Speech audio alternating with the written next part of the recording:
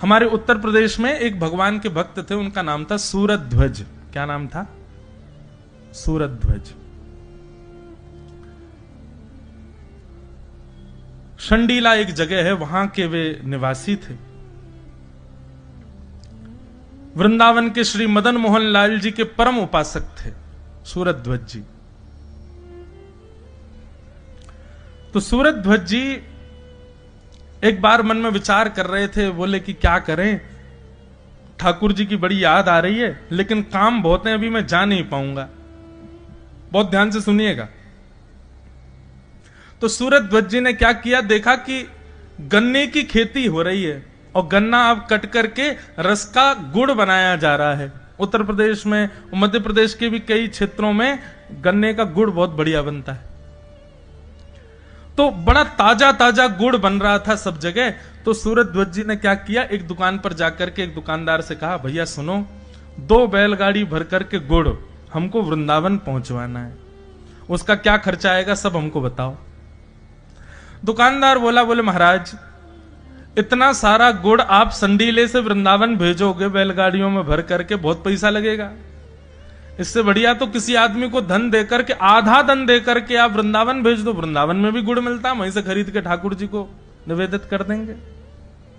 सूरध्वज जी बोले, नहीं, मैं प्रेम करता हूं ठाकुर जी से।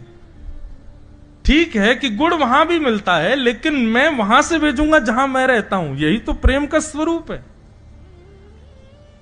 मिठाइयां तो दुकानों पर मिलती हैं ठाकुर जी के लिए, लेकिन वास्तविकता बता रहे हैं, आप दुकानों से मिठाई खरीद के ठाकुर जी का भोग लगाने ले जाते हो, ठाकुर जी उसको देख करके कहते होंगे हाँ ठीक है लाओ धर दो। लेकिन जब अपने घर में स्वयं रसोई में बना करके लेके जाते होगे ना, ठाकुर जी मानो जैसे जीभ चाटते होंगे, बल्ला अल्लाह क्या भैया घर से बना के लाए हो। अपने प्रेम में अपनी वस्तु प्रदान की जाती है, अपनी समीप की वस्तु दी जाती है,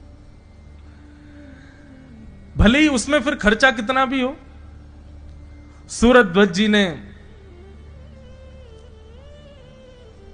बढ़िया सुंदर गुड़ बैलगाड़ियों में धरवा करके भिजवाया और गुड़ की बैलगाड़ी पहुंची अर्धरात्रि में वृंदावन।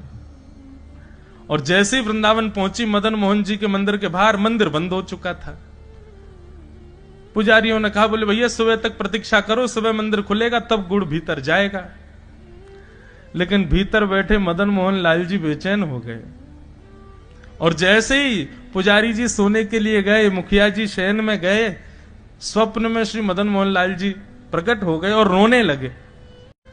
मुखिया जी बोले, जय जय कहा भयो, आप रो क्यों रहे हो, कोई पीड़ा? बोले ना, मेरो बहुत जोर से गुड़ खावे को मन कर रहा है।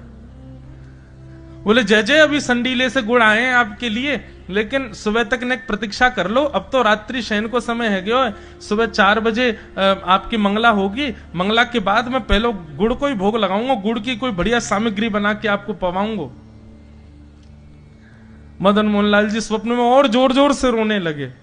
बोले मैं 4 दिन से प्रतीक्षा कर रहे हो या गुड़ की, आज बेचारो जैसे तैसे यहां पहुंचो रात्रि में, अब तुम मुझसे और प्रतीक्षा करवे की कह रहे हो? तुम कह रहे हो सुबह तक और प्रतीक्षा करूं मैं? अगर तुम मेरे सच्चे प्रेमी हो तो अभी आओ, मंदिर खोलो, गुड़ भीतर लाके खीर बनाओ गुड़ की, मुझको अभी पवा। इसको कहते हैं रास, ये रस नहीं है।